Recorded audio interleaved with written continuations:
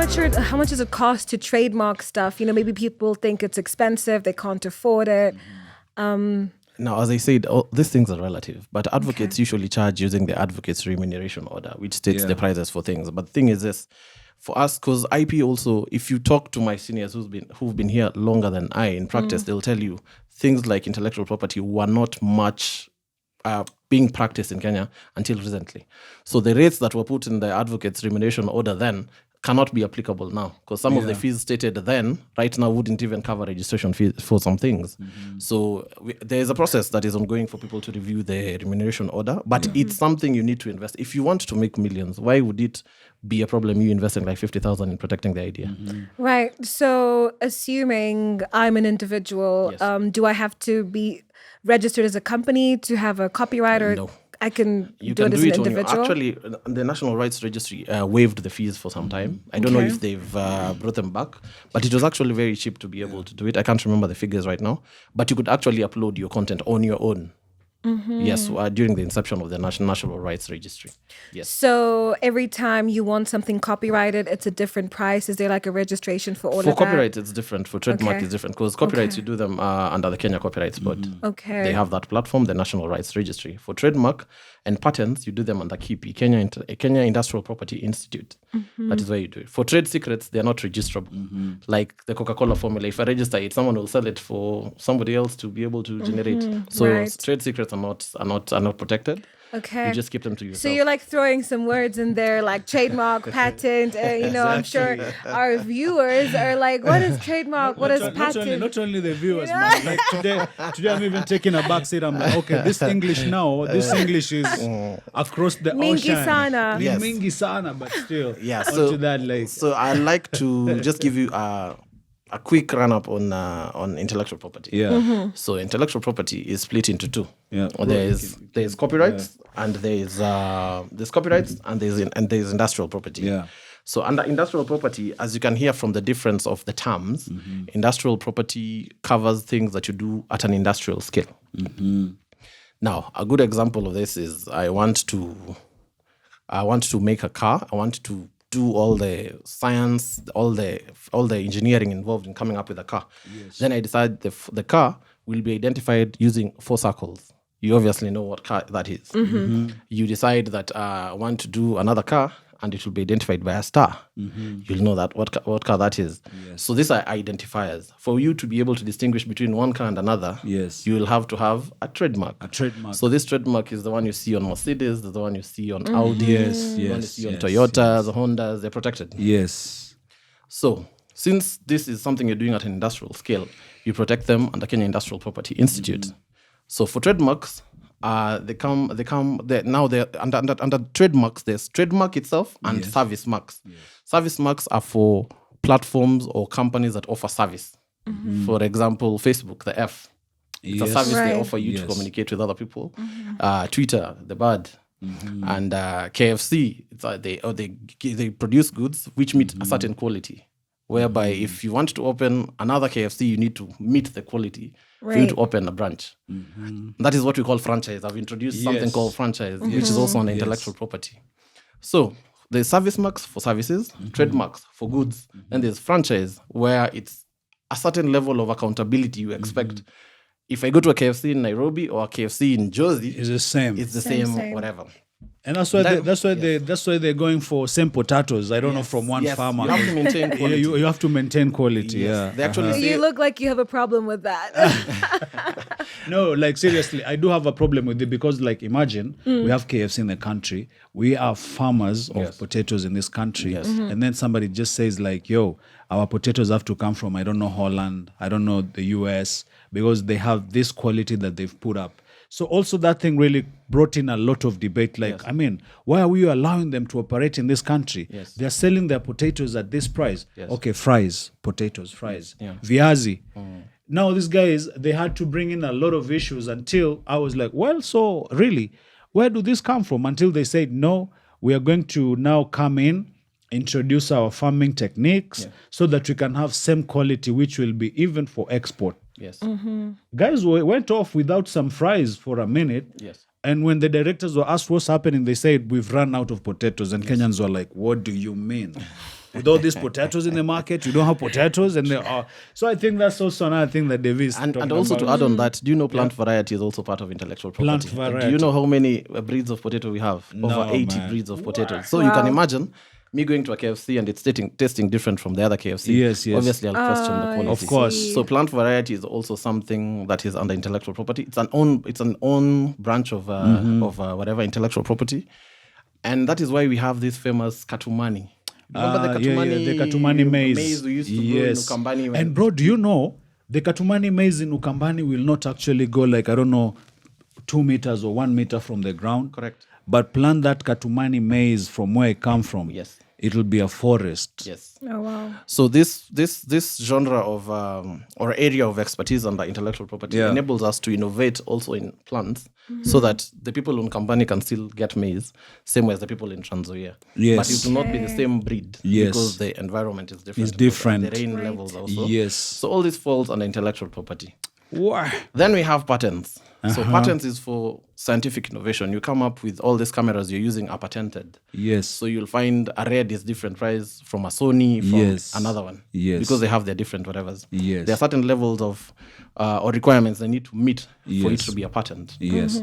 Patent protection in Kenya is around 10 years.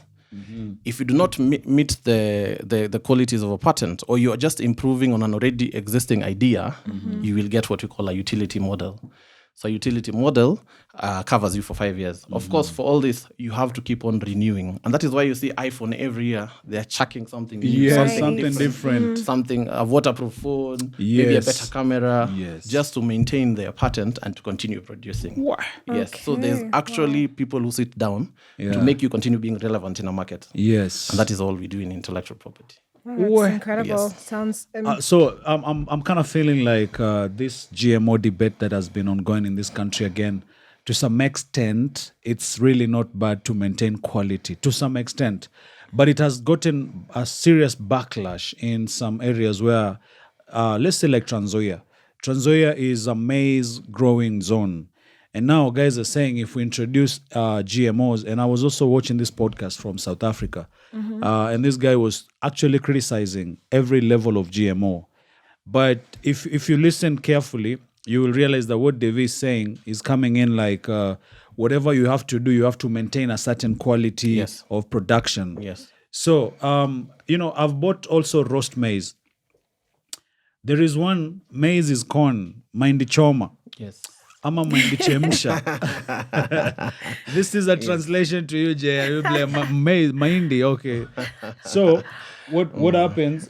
What happens is we have to get same quality even on the taste. Yes. This maize you buy today is not tasting like the one. Actually, there will be roasting maize, same guys.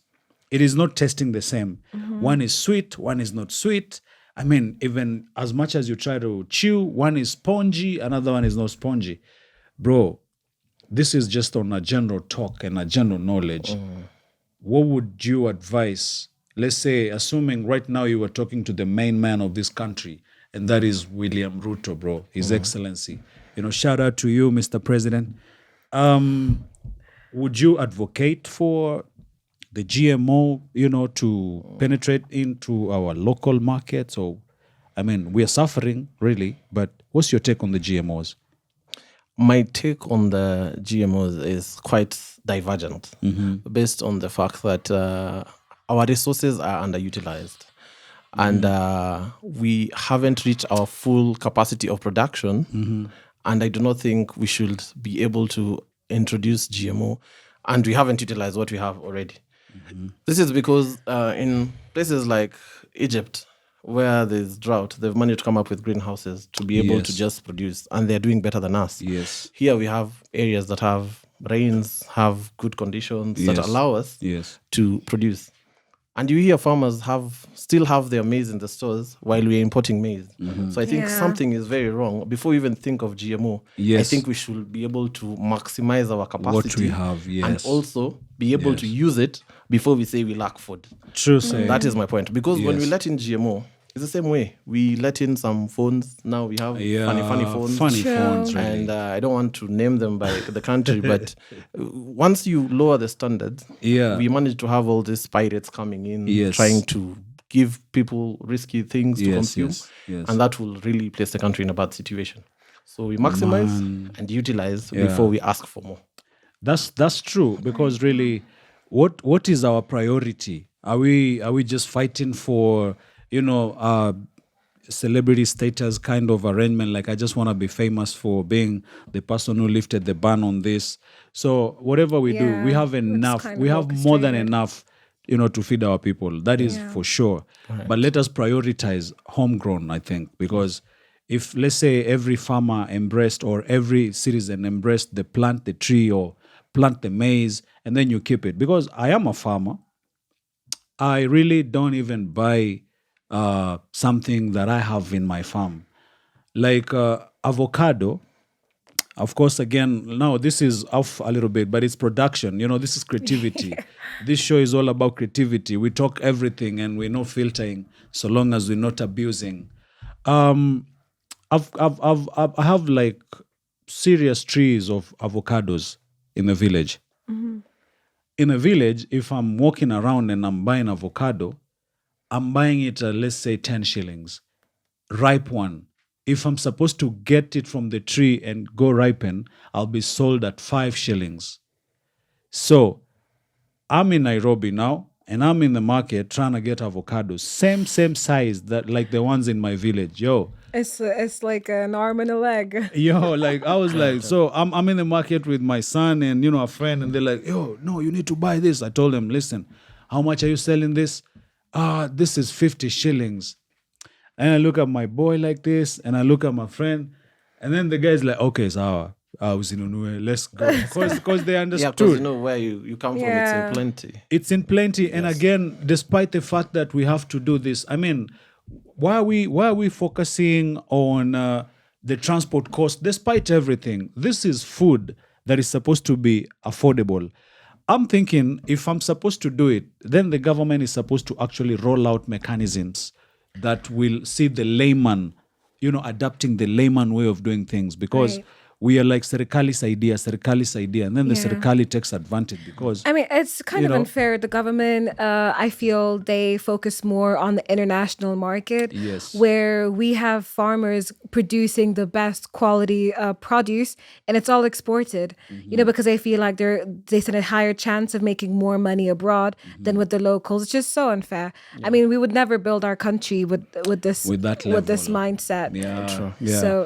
So, bro, you've worked with a couple of artists. You've worked with a couple of producers in the Kenyan market. Yes. Have you ever... Because at JOfuasia, we believe in international. Yes. Like, we want to blow this thing out of the Kenyan market and, go through to East African market and worldwide, to be precise. Yes. Have you gotten a chance maybe to mingle in terms of intellectual property with an artist, from a foreign land? Yeah, when I was working for DSP, I did contracts for a couple of South African artists you've been seeing coming here to do shows for for sure? Yes. Uh-huh. And also, I'm representing an artist on Saturday in Johannesburg for something we're trying to sign a deal there with an artist here, one of the top artists. Yeah. Cool. And also, we've done distribution for artists all over the continent. As we speak, I'm helping set up a digital distribution platform from Beijing that is coming into Kenya. Big moves, man. Yes. Can you hear this, guys? So I've worked with them. I've worked with a couple of Tanzanians. I've worked with a couple of Ugandans and a couple of Nigerians also. I've done quite a bit for them. Yes.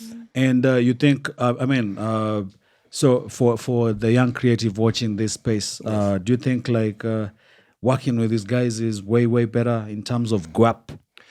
I think it all boils down to one thing. Yeah. How serious do you take your craft? Because like the artist I'm going to represent in Jersey is actually paying me from her own revenue.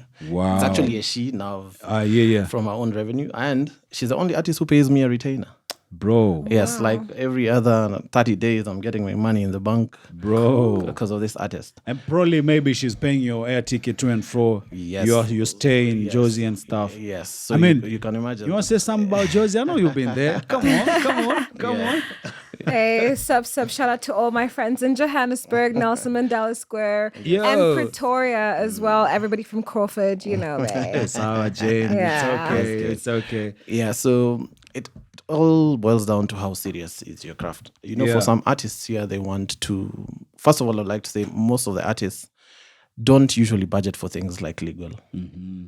It's true. I mean, I've worked with them, and they would come in with contracts and everything. And right now, we feel like, when you put your pen on paper in the contract form, then I don't know, it's like selling your soul to the devil. And bro, I never bought no soul, man, because I know devil. But at the end of the day, what I wanted to say is that at the end of the day, there's no bad contract. Yeah. Every contract is drafted, and the person who drafts the contract has to protect their interest. Yes. So for a record label to sign you, to give you that superstar life, to only ensure that all you do is show up and create, and they pay for your studio time, pay for your clad, pay for their house, pay for your everything, cover you in insurance, definitely they need to get their money back. It's not a charitable organization. And I know right now we're shining a light on intellectual property and all of that, but like, what about the people who have no idea about this whole existence? How do you guys get the word out there? Because knowledge is power, information technology is, very wanting in this time and day.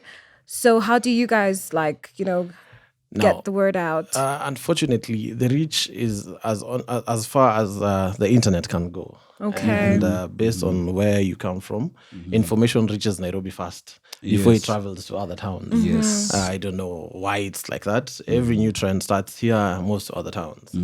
So we've tried a lot. This is my second podcast. Yeah. And also with the DSPs I work with, we usually do artist sensitization so that we are able, the artists who give us their music to put on platforms, come and we tell them about intellectual property and other avenues of making money. And where do you do this artist sensitization thing? We've done with one DSP. We did one in Kempinski. We did another one at Serena. We invite the artists on the platform, no matter how big you are or how small you are. So where do you do? How do you invite them? And maybe if you could just tell people how to. We invite the people who are on the platform. Okay. So as an artist, first you need to focus on creating the work.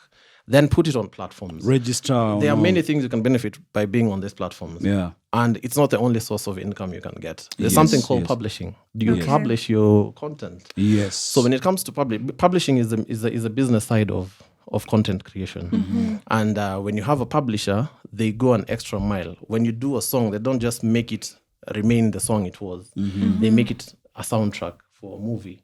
They make it a soundtrack for a video game. So when you sit down and hear you hear someone from maybe had the band on a video game, you wonder how did they get there.